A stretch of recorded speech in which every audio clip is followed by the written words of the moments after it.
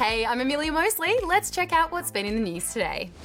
First up, some new laws are being considered in the ACT, which would recognise animals as sentient beings, which basically means they're able to feel and understand.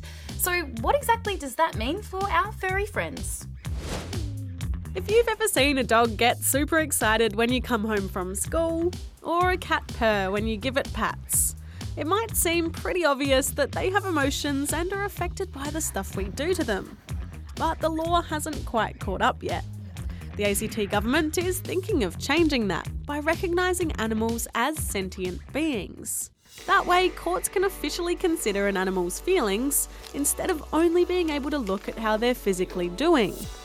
The government reckons it'll make sure animals get the protection they need and make it more easy to hold people responsible if they hurt animals or don't treat them properly.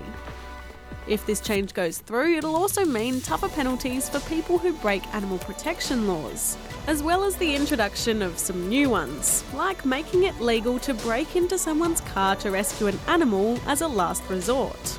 The bill hasn't passed yet, but a lot of people are hoping the new legislation will help make sure our furry friends are safe and well looked after. Isn't that right, guys? NASA has announced the winner of its competition to design a house for Mars. It might not look very impressive on the outside, but the inside is pretty swanky and very futuristic looking. The winning team from New York took home a whopping $700,000 prize. Ecuador's most active volcano, known as El Reventador, lit up the night sky with lava on Friday.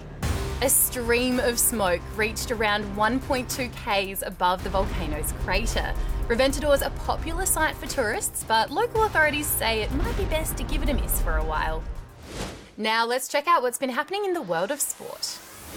In the English Premier League, Manchester City came from behind to clinch the title on the final day of the season with a 4-1 win against Brighton, ending a fantastic record-breaking challenge from Liverpool, who also beat Wolves 2-0 at home. Sydney FC has smashed Melbourne Victory 6-1 to book their place in the A-League Grand Final next weekend. It was the 50th meeting between Australia's biggest football clubs. However, it seems it was only Sydney who turned up. They will now face Perth in the Grand Final, who scraped through after a nail-biting penalty shootout. Now, let's slip across to Russia because President Vladimir Putin took a trip during a victory lap around an ice rink after scoring 9 goals in an exhibition match. Here's the leader proudly waving to the fans and then BAM! Faceplant! I promise no one has been putting banana skins down to trick you, Vlad. You just tripped over a red carpet. Oh dear.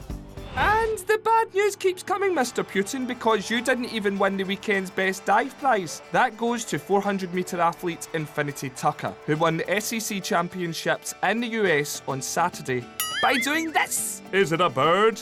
Is it Superman? No, it's Infinity Tucker. What legend? This next segment looks at some stories that are so weird you wouldn't believe me if I told you. Thankfully, we have the pictures, so I can prove it. Introducing the Stafford family from New Zealand. Hi, I'm Charlotte. I'm Harry. I'm George. I'm Archie. If those names sound familiar, that's because they're exactly the same as the royal family, including newborn Archie, who's just a few days old. It's quite cool because then people call us all princes. We're not sure if the royals have been secretly monitoring this family, but if you're wondering what any future royal babies may be called, the Staffords were also considering Lucy and Freddie.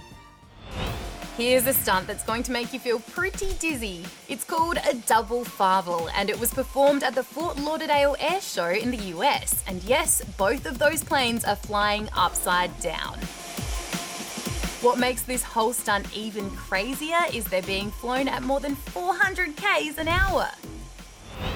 When you think of gorillas, the first thing that might come to mind is big, strong and intimidating. You probably wouldn't expect them to be scared of a little bit of rain, right?